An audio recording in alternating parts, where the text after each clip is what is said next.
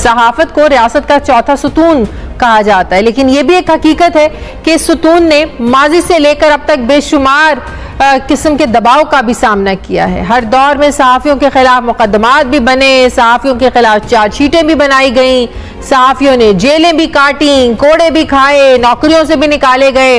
हुकूमतें जमहूरी हो या गैर जमहूरी, हर दौर में सहाफ़ी मुश्किलात का शिकार नजर आए हैं। मगर जनरल परवेज मुशर्रफ ने एक आमिर होने के बावजूद न सिर्फ आज़ादी इजहार राय की आज़ादी दी, बल्कि उनके दौर में इलेक्ट्रॉनिक मीडिया को एक ख़ास तरक्की मिली।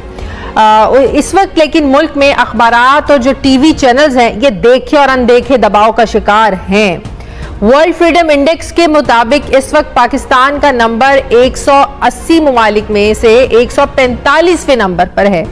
वर्ल्ड फ्रीडम इंडेक्स की इस रैंकिंग में पीटीआई की हुकूमत में पाकिस्तान इस लिस्ट में मजीद 6 पॉइंट्स नीचे आया है, जहां पाकिस्तान में सहाफ़ियों पर हमलों और दीगर कार्रवाइयों का रिकॉर्ड रखने वाली तंजीम फ्रीडम नेटवर्क के मुताबिक मई 2020 से अप्रैल 2021 तक मीडिया और सहाफ़ियों पर आज़ादी इजहार की खिलाफ वर्जियों के कम से कम 148 केसेस बनाए गए, जो गुज़श्ता साल के मुकाबले में 40% ज्यादा हैं। फ्रीडम नेटवर्क पाकिस्तान की रिपोर्ट में यह भी दावा किया गया है कि इस्लामाबाद जो है ये सहाफत के लिए खतरनाक जगह है। आज आज़ादी सहाफत के आलमी दिन पर वफाकी वज़ीर इत्तलात फवाद चौधरी ने कहा कि हुकूमत वर्किंग जर्नलिस्ट के तहफ़्फ़ुज़ और सिक्योरिटी को यकीनी बनाने के लिए सहूलियात फराहम करेगी, लेकिन सवाल यह है कि हर हुकूमत ये बात करती है, स्पेशली जब कोई सियासी जमात ऑपोजिशन में होती है तो सहाफ़ियों के साथ खड़ी होती है, लेकिन जैसे इक़्तिदार में आते हैं तो उन्हीं सहाफ़ियों की तनकीद उन्हें बुरी लगती है। तो क्या ये हुकूमत वाकई ऐसे कुछ अमली इक़दाम उठाएगी सहाफ़ियों की प्रोटेक्शन के लिए? मैं बात करूंगी सीनियर सहाफ़ी तज्ज़ियाकार इरशाद भट्टी साहब ने मुझे ज्वाइन किया। अस्सलाम वालेकुम, बहुत बहुत शुक्रिया भट्टी साहब आपका। सबसे पहले तो मुझे ये बताइएगा, ये जिस रिपोर्ट का मैं जिक्र कर रही हूँ जिसमें कहा गया है कि इस्लामाबाद बड़ी खतरनाक जगह है सहाफत के लिए, अब आपसे बेहतर कौन बता सकता है, आप इस्लामाबाद में रहते हैं, क्या वाकई इस्लामाबाद एक खतरनाक जगह बन चुका है सहाफत के लिए? भट्टी साहब।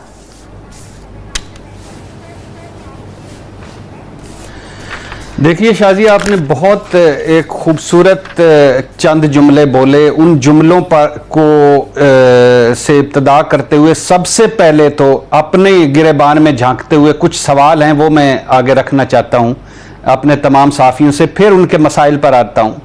क्या सहाफत मादर पिदर आज़ाद होनी चाहिए? नहीं। क्या सहाफ़ी के हकूक़ के साथ सहाफ़ी के कुछ फ़राइज़ भी होते हैं? क्या सहाफत को किसी पार्टी या धड़े की तर्जमानी या नुमाइंदगी करनी चाहिए? नहीं करनी चाहिए। क्या सहाफ़ी थानेदार होता है? नहीं होता। या सहाफ़ी जज होता है कि वो जज मुद्दई और वकील होता है कि वही इल्ज़ाम लगाए, वही फैसला करे और वही सारा कुछ? नहीं। क्या सहाफ़ी या सहाफत को हुकूमत ने बदलने या अपनी पसंद, ज़ाती पसंद नापसंद के साथ चलना चाहिए? नहीं चलना चाहिए।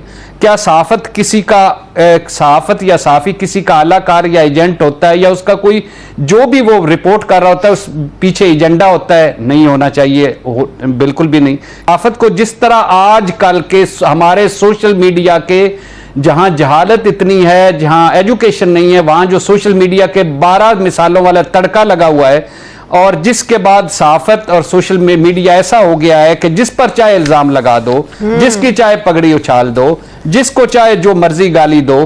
क्या सहाफ़ी और सहाफ़ियों को खुद इत्साबी करनी चाहिए? अपनी करनी चाहिए।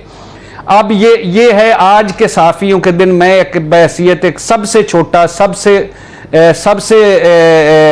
कम इल्म होकर मेरे ये सवाल थे कि हमें अपने खुद इत्साबी भी करनी चाहिए। नंबर 2, दूसरी बात, मसाइब जिनका आपने जिक्र किया। इंटरनेशनल फेडरेशन ऑफ जर्नलिस्ट का वाइट पेपर जो आया है 1990 से लेकर 2020 तक, मतलब 30 सालों में पाकिस्तान में 138 सहाफ़ी कत्ल हुए हैं। सबसे पहले तो जो कत्ल हुए हैं अल्लाह उनकी मगफरत करे आज के दिन, और जो उनकी फैमिलियों के साथ भाईजान और मेरे बहनों भाइयों, मैं आपके साथ हूं, आपके दुख में बराबर का शरीक हूं। अजय कुमार लालवानी, अजीज मेमन, जिशान अशरफ भट्ट, अनवर जान खेतरा, हयातुल्लाह खान, मूसा खान खेल, अब्दुल हक बलोच, वली बाबर, ये और बहुत सारे लोग 138 जो लोग जो डेथ हुई है, अल्लाह उन सब की मगफरत करे। आप आगे जो आपने कहा फ्रीडम नेटवर्क की रिपोर्ट, मई 2020 से अप्रैल 21 तक साफियों पर 148 हमले हुए हैं, एक साल में 8 साफी कत्ल हुए हैं। हाँ। आप आगे आ जाएं पर पाकिस्तान प्रेस फ्रीडम रिपोर्ट के जो आपने कहा कि इस्लामाबाद खतरनाक तरीन शहर है साफियों के लिए, 91 में से 31 वाकयात पेश आए हैं इस्लामाबाद में, सिंध में 24, पंजाब में 20, केपी में 13, बलूचिस्तान में 30, धमकियां, हरासा करना, तशद्दुद। और आपको मजे की बात ये इसमें ये है कि इलेक्ट्रॉनिक मीडिया टारगेट नंबर 1 है। हाँ। 91 में से 63 वाकयात इलेक्ट्रॉनिक मीडिया के साफियों के साथ आए हैं। अच्छा, ये तो हो गए ना कत्ल, धमकियां, हरासा, तशद्दुद। इसके अलावा हमारे आज के मसाइल, माली मसाइल, 80% लोगों के माली मसाइल हैं, तनख्वाहें कम है, नौकरी की कोई सिक्योरिटी नहीं, मेडिकल, तालीम, बच्चों का घर वगैरह वगैरह, बहुत सारे ऐसे मसले हैं।